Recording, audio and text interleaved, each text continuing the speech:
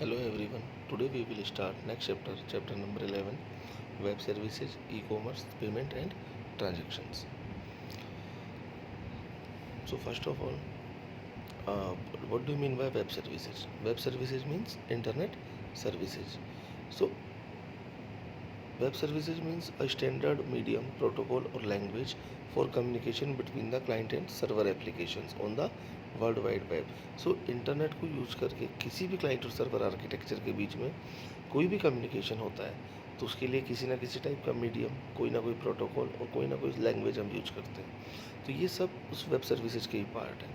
So web service एक software module है जो कुछ पर्टिकुलर टास्क को परफॉर्म करने के लिए डिज़ाइन किया गया है. देन वेब सर्विसेज को एक्सेस करने के लिए यूज़र को इंटरनेट की सर्विसेज भी एक्सेस करनी होंगी.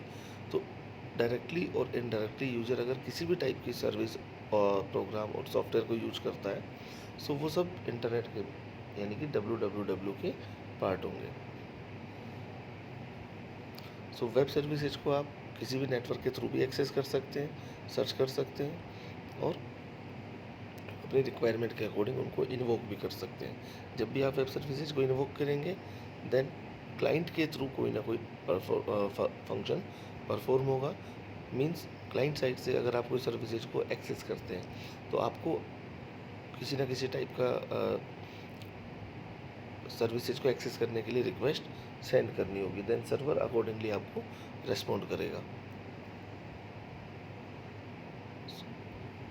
इंटरनेट और www दोनों अलग अलग पॉइंट्स हैं, अलग अलग थिंग्स हैं. जनरली पर्सनस या पीपल्स को क्या लगता है कि दोनों सेम है, बट क्लोजली लिंक्ड हैं ये दोनों. और वर्किंग वाइज और परफॉर्मेंस वाइज और इंफ्रास्ट्रक्चर वाइज डिफरेंट है.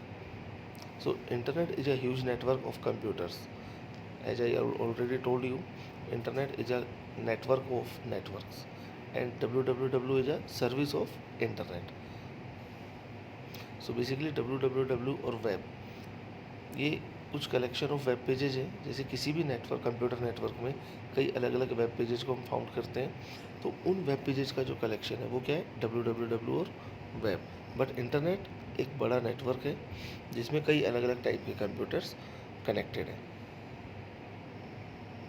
और इन वेब सर्विसेज को एक्सेस करने के लिए और वेब पेजेस को एक्सेस करने के लिए आप एक वेब ब्राउज़र यूज़ करते हो in the form of software. So the World Wide Web is a way of exchanging information between computers on the internet, tying them together into a vast collection of interactive multimedia resources. तो www internet की एक service है. तो I hope यहाँ पर आपका clear हो गया होगा कि किस टाइप से सर्विसेज प्रोवाइड करता है. अलग अलग कंप्यूटर्स के थ्रू इन्फॉर्मेशन को एक्सचेंज करना, अलग अलग वेब पेजेस को या इन्फॉर्मेशन को एक साथ लिंक करना, टाई अप करना, ये सब www के वर्क है. Then web architecture. Web architecture means एक वेब सर्विसेज को यूज करने के लिए क्या आर्किटेक्चर आप फॉलो करते हैं. तो क्लाइंट साइड पे आपके पास क्या है, एक वेब ब्राउज़र जो आपके कंप्यूटर सिस्टम के थ्रू आपकी वेबसाइट को ओपन करने में हेल्प कर रहा था. एक्चुअल आर्किटेक्चर क्या फॉलो होती है कि वेब ब्राउज़र क्लाइंट साइड पर एक कंप्यूटर है और वेब सर्वर आपका इंटरनेट सर्वर है. सबसे पहले क्लाइंट किसी भी वेब पेज को ओपन करने के लिए रिक्वेस्ट सेंड करेगा एक पर्टिकुलर नेटवर्क के थ्रू. वो सर्वर से कनेक्ट होगा और उस नेटवर्क के थ्रू सर्वर के पास वेब पेज की रिक्वेस्ट सेंड होगी. देन उस वेब सर्वर के थ्रू एक HTML फाइल की फॉर्म में रेस्पॉन्ड आएगा और वो HTML फाइल यूजर के कंप्यूटर सिस्टम पर, मीन्स क्लाइंट के सिस्टम पर डिलीवर होगी. सो क्लाइंट सर्वर आर्किटेक्चर और web service architecture are the two tier architecture. First one and this is second one. So web is a two-tier architecture. So a web browser display information content and web server that transfer information to the client.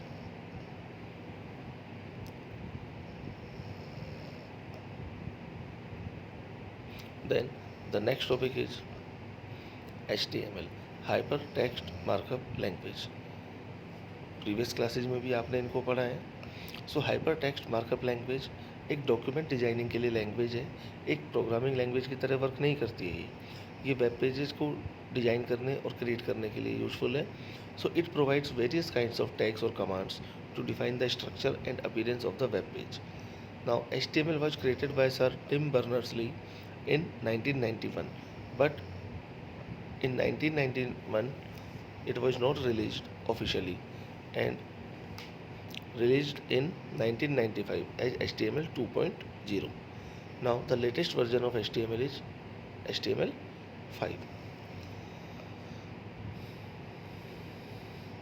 So this is the sample code of HTML कि किस type के code और method को use करके आप web pages design कर सकते हो. So these are the tags which are given in the angle brackets like HTML head, title, then slash or head means head closing tag of head. Now the body tag, then P for P tag is used for paragraph, then slash body means it is a closing part of body tag, then this is the main HTML tags closing part. So अगर आप HTML के through कोई भी web page design करते हैं तो इस type से आपको एक कोड जनरेट करना होगा और उस कोड को .html एक्सटेंशन के साथ हम सेव करेंगे. और HTML कोड को जनरेट राइट करने के लिए नोटपैड आप यूज कर सकते हैं. और जब आप इस कोड को सेव करेंगे with .html extension, then after that you can open it in a browser to run all these tags. और HTML के जो भी टैग्स अवेलेबल हैं, most of the tags can be written in और under the body tag in this. Suppose if you want to write a paragraph, if you want to write a description, if you want to write a list method, then you have to write all these in body tag. So this is the example of HTML element or HTML document. Now the next topic is XML, extensible markup language. So XML defines a set of rules for encoding documents in a format that is both human readable and machine readable. XML HTML के बाद एक extended form है markup language की, extensible markup language. और XML के through जो भी document आप क्रिएट करेंगे तो उस डॉक्यूमेंट का फॉर्मेट ह्यूमन और मशीन दोनों के लिए रीडेबल होगा.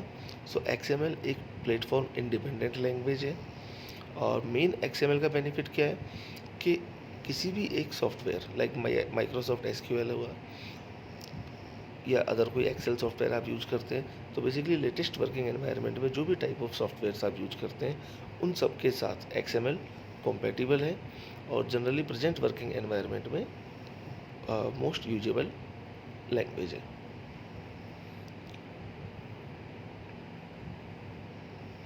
अगर आप माइक्रोसॉफ्ट SQL के थ्रू किसी भी XML लैंग्वेज को यूज करते हैं, देन उस XML के थ्रू XML को आप किसी अदर सॉफ्टवेयर अदर प्लेटफॉर्म पर भी शेयर कर सकते हैं. जनरली अलग अलग प्लेटफॉर्म पे सेम वे में कम्युनिकेशन करना डिफ़िकल्ट है, but with the help of XML it is quite simple. Then what is the basic difference between HTML and XML? So as I already told you, HTML is a hypertext markup language and XML is a extensible markup language. HTML में predefined tags हैं जिनको आप use करते हैं, और XML में user defined tags available है, means user can define their own tags. So this is the main or basic difference in HTML and XML. Now here is a table for the comparison. Like XML stands for extensible markup language, HTML stands for hypertext markup language. Then XML provides a framework for markup and HTML is a predefined markup language. Means HTML में आप सिर्फ predefined tags use करोगे और XML में user अपने tags define कर सकता है. XML इंफॉर्मेशन प्रोवाइड करने के लिए सूटेबल है, बट HTML किसी टाइप की कोई स्ट्रक्चरल इन्फॉर्मेशन मेंटेन नहीं करती. जो प्रीडिफाइंड टैग्स हैं उनको आप यूज करके सिंपली डेटा को डिस्प्ले कर सकते हो. So HTML is use to display the data and XML is use to carry the data. Now XML is a case sensitive language. Like अगर आपने कोई भी एक टैग स्टार्ट किया, ओपनिंग टैग बनाया, तो जिस केस में टैग्स जनरेट किए, उसी केस को फॉलो करके टैग्स क्लोज करने। But HTML is a case insensitive language. So XML is used to transfer the information and HTML is used to present the data. In XML, errors are not allowed, but in HTML, small errors can be ignored. तो जब आप इसका syntax follow करेंगे तो XML में अगर कोई syntax incorrect है या सिंटेक्स से रिलेटेड एरर है तो देन वो कंसिडरेबल नहीं होगी, बट HTML में कुछ माइनर लेवल के एरर्स को हम इग्नोर भी कर सकते हैं। Then white space. In XML, white space can be preserved, but in HTML does not preserve white space. Then closing tag. XML में कोई भी टैग यूजर ओपन करेगा देन उसको टैग को क्लोज करना है, means user have to close their tag. But in HTML closing tags are optional. कुछ tags हैं जो एम्प्टी एलिमेंट की तरह कंसीडर होते हैं, कुछ हैं जो कंटेनर की तरह कंसीडर होंगे HTML में। सो उनमें क्लोजिंग टैग की रिक्वायरमेंट डिपेंड करता है या नहीं है। तो प्री डिफाइंड टैग्स हैं, अगर उनका क्लोजिंग सिंटैक्स एग्जिस्ट करता है then you have to follow, otherwise not. But in XML it is compulsory to use closing tag. Now the nesting. In XML, nesting must be properly done, and in HTML, nesting is not so much valuable. So we can ignore uh, nesting part in HTML, but in XML we have to follow them.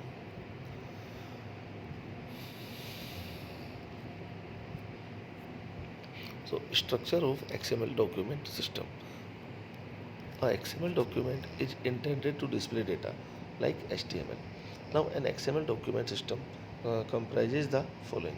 ठीक, XML document जब आप develop करते हैं तो उसकी structure क्या होगी? एक style sheet, CSS means cascading style sheet, XML document का ही एक कंपोनेंट है। सो कास्केडिंग स्टाइल शीट का काम क्या है? It defines the style, how it would appear, like font, color, size, alignment, etc. of the element.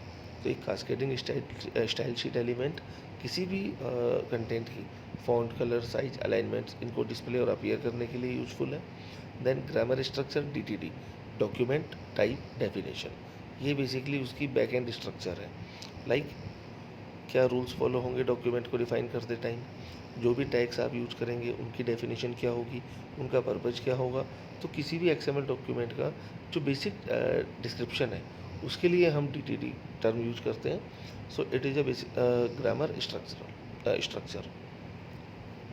Now XML file, it contains and describe actual data. So एक XML document को बनाने के लिए cascading style sheet, that document type definition and एक XML file means जिसके अंदर actual data होगा जो आपको XML के थ्रू प्रोसेस करना है और रिजल्ट की फॉर्म में आपके लिए रिक्वायर्ड है। सो XML डॉक्यूमेंट को हम प्रिपेयर कैसे करेंगे? How to prepare XML document? So XML document को प्रिपेयर करने के लिए कुछ स्टेप्स हैं, उन स्टेप्स को आपको फॉलो करना है। So first one is XML document is divided into two parts. First one is prologue and the second one is data instance. So prologue क्या है? It is a preface or introduction to the XML document. It includes an XML declaration, comments, etc. Now the data instance means the actual data. तो XML document create करने के लिए सबसे पहले first step आपका क्या होगा कि एक XML डॉक्यूमेंट फाइल आपको क्रिएट करनी है एज पर द प्रॉब्लम। जो आपकी रिक्वायरमेंट्स हैं या जो आपका प्रॉब्लम एरिया है जिसके लिए आप XML प्रिपेयर करना चाह रहे हैं उसकी फ़ाइल आपको क्रिएट करनी है। फ़ाइल क्रिएट करने के लिए सबसे पहले डिक्लेरेशन और कमेंट्स आपको यूज करने हैं, देन आपकी डेटा वैल्यूज आपको मेंटेन करनी है। After that the second step is prepare a style sheet file for XML file. So it contains style rules that tells a browser how to display an XML document. तो आपको किस form में, किस format में XML का document required है उसके लिए आपको एक स्टाइल रूल फॉलो करना है। देन इन फाइल्स को, डॉक्यूमेंट फाइल्स को और स्टाइल शीट को लिंक करना है, कनेक्ट करना है। ये थर्ड स्टेप होगा। So I hope it is clear to you. These are the 3 steps to prepare a XML document. Now here is an example to create XML document. Suppose we want to make an XML document which is displayed in browser like this. So ये हमारा एक required और desired output format है जिसके लिए XML document हमको create करना है. सो सबसे पहले heading computer part, then the name of computer part, then the further description of that part. Now TFT monitor is the next part of computer. Then this is the description of monitor with brand name, model name and price.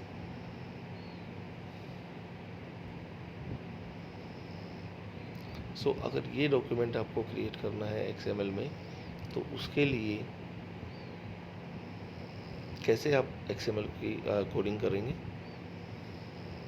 So this is the solution for that XML document.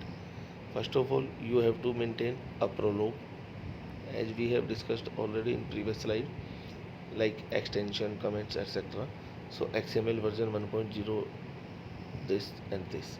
So it is a inbuilt or predefined library. Like .css style sheet को हमने अभी पढ़ा था कि हमें file के साथ और एक्चुअल डेटा के साथ लिंक करना है. सो ये CSS फाइल की लिंकिंग का पार्ट है. और जो प्रोलोग आप यूज करेंगे वो क्या है, XML version 1.0 encoding UTF-8.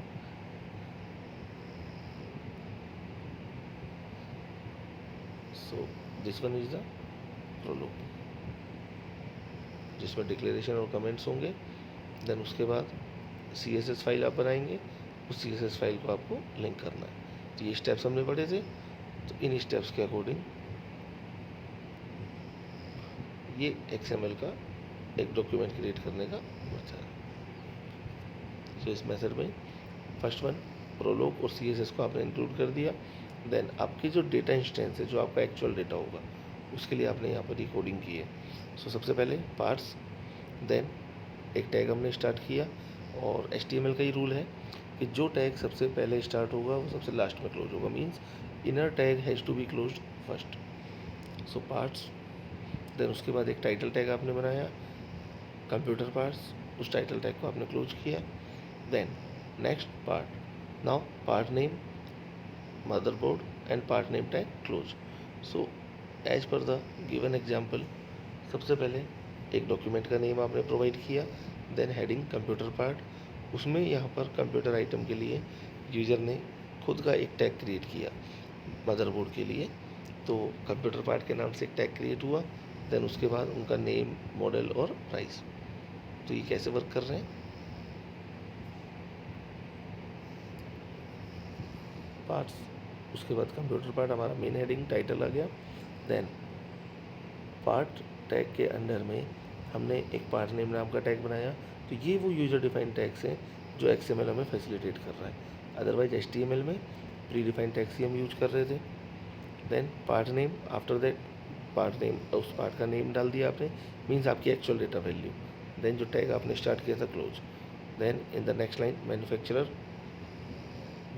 Name, then manufacturer tag close. Then model, after that price या कॉस्ट, जो भी आप लेना चाहें. देन ये फर्स्ट आपका पार्ट कंप्लीट हो गया. तो आपकी फर्स्ट रो कंप्लीट हो गई. पार्ट टैग को आपने क्लोज किया. Then just after that you have to again open a part tag for the second element or second item. Then this is structure is used for second item as per the given example. Then again part tag close हुआ. और जो starting में main parts tag आपने open किया था, outer most tag, उसको आप सबसे लास्ट में यहाँ क्लोज करोगे.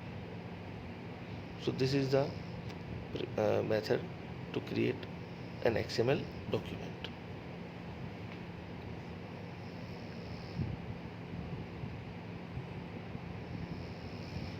Now preparation of style sheet. Like एक फाइल हमने क्रिएट की, उसके बाद एक CSS फाइल हमें मेंटेन करनी है और इनको लिंक करना है. सो यही हमारे स्टेप्स थे XML डॉक्यूमेंट क्रिएट करने के. So now the topic is preparation of style sheet file.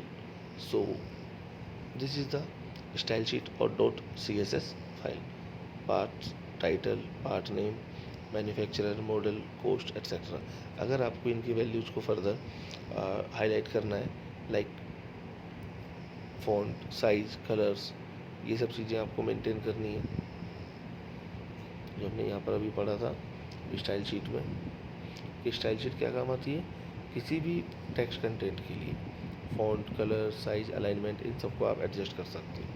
तो वो यहाँ पर इस तरीके से एडजस्ट होंगी. सो पार्ट्स है, डिस्प्ले ब्लॉक की फॉर्म में आया, टाइटल डिस्प्ले ब्लॉक की फॉर्म में आया, और इसकी फॉन्ट जो भी आपको रिक्वायर्ड है वो ले लिया आपने. ये कलर कोड आपने सेट कर दिया, फॉन्ट का वेट, उसका साइज, मार्जिन, अलाइनमेंट. तो ये हमारे अलग अलग एट्रीब्यूट्स हैं जिनको आप यूज कर सकते हो. तो ये जितने भी एट्रीब्यूट्स हैं ये सब CSS फाइल में, means cascading style sheet file के अंदर स्टोर होंगे.